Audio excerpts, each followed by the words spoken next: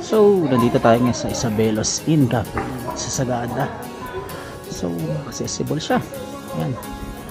Municipal Hall, palengke. Tapos dito yung bilihan ng bags. Yan. Alright. So, dali lang punta dito. Dali lang tuntunin. Sentro talaga. So, pasok tayo sa reception area nila. Pasok ko dito. Yan. Tapos, ito ang reception area. Tapos, yan. Ito yung dining nila. Tapos, yan. Tiga rin naman. Tapos, yung packet sa mga rooms. Yan. So, meron silang tatlong floors dito. So, nag-offer din sila ng breakfast. Yan, alright. Proceed tayo. So, ito. Crossing tayo sa second floor nila. So, merong tatlong floors dito sa Isabelos. Ito yung second floor. So, meron silang common area. Ayan. Kasi, meron silang parang 10 rooms dito. Ito, another common area.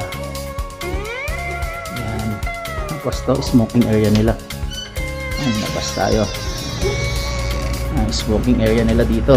Habang naninigarilyo ka, tanaw mo yung napakagandang view. Langjo, napakaganda dito sa Sagada. Oh.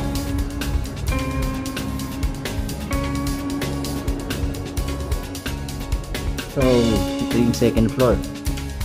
Yan. Nala, 10 rooms. Alam ko eh, sa room 10 to. So, proceed tayo sa third floor. Proceed tayo sa third floor nila. Yan. Sa third floor, ibang setup naman, walang holding. So, dito yung mas malilit na rooms. So, yan yung mga kasilya sila dito. Yan, nakahiwalay yung mga trono. Check, check. No, malinis naman. Mas malilit yung CR dito compare sa second floor. Tapos, dito yung lusihan nila. Ito maganda sa rooftop. Para pag-yosi paggabi. Kasi yan ang view. Tapos pakalinaw ng langit syempre. Alright. Isabelos. Yan. Yung building na yan. Yung green na roof. Yan yung munisipyo. Yan bumababa. Sa likod ng may tangke na yan, dun man ba, that is the Eco Valley. Dito na kayo hanging coffins. So alright, Casillas na tayo Sagada. So umpisa na natin, punta na tayo sa kaharian ng Isabelos Inn. Alright, so yun, may gumagawa pa. So ang meron sila ditong yan, toilet nila is per room. Yan, nakahiwalay, hindi kasama sa ano. Yan. So, apat yan. Separate. So, check natin ang kaharian ng room number 8. So, dito, ang pinakamahalaga ay dapat may heater. Kasi putangin na, grabe lamig dito. Hindi ka makakaligo dito ng normal na tubig. Hindi ka sanay.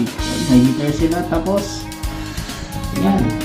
May balde kasi wala silang bidet. So hugas tayo dito, titago. So trono check.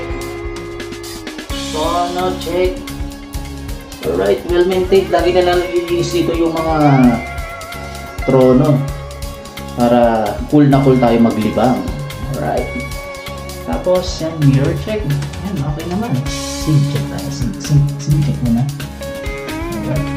Ito basa-basa kasi may gumamit. So here to okay naman. Nagarabang Andre homestay.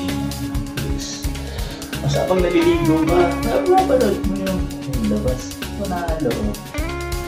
So alright, may verdict na tayo. Verdict para sa Casillas ni Isabelos Inn. Bibigyan natin siya ng 4 stars. Yan.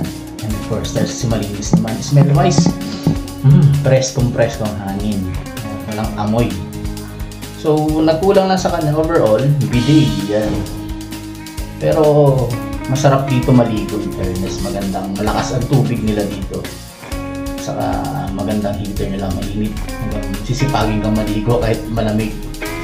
So, yun lang ang ating Casillas check dito sa Belos Inn, sa may Sagada. Ito. Kada dito parang pang-4 araw, pag-5 araw, hindi ko na alam. So, bukas makalawa or pagkatapos ng trabaho, babalik na tayo ng Manila.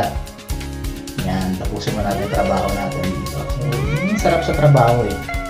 Sa first of work, yung nakakagala ka at the same time, nakakapasyal-pasyal ka din. Nakagawa ng trabaho. And so, alright, from Sagada Mountain Province, this is your Ninong. Shout out nga pala dyan sa mga fake bikers, yan, kay Lakay Joel, yan, na Arman, yan, shout out sa inyo. Kita-kits tayo sa susunod na Sunday pala, sorry. Tapos, yun, this coming weekend naman, nasa Binondo naman tayo, attend tayo ng Chinese New Year. So, Casillas check naman tayo din sa pag-iistehan natin doon. So, yun lang. Don't forget to like, share, and subscribe, guys. Yun, pasikatin pa natin lalo itong channel natin ng Casillas. So, nagawa tayo ng bike review naman. Sana kung makabalik na ng Manila, makapag-bisikleta tayo ulit, makapag-long ride. So, yun lang. From Sagada Mountain Province, Ninong out. Bye-bye! Hihi! So, dito tayo nag-stay sa room number 5. So, itong room natin, 2 bedroom yan. Okay. Bumaba na yung mga katrabaho ko. Bawal sila pa ito sa video kasi alam nyo na ang klase ng trabaho naman. Kasi let's check to. Malinis, ayos. So, nalagay sila heater. So, bawat ng sir dito may shower sa heater.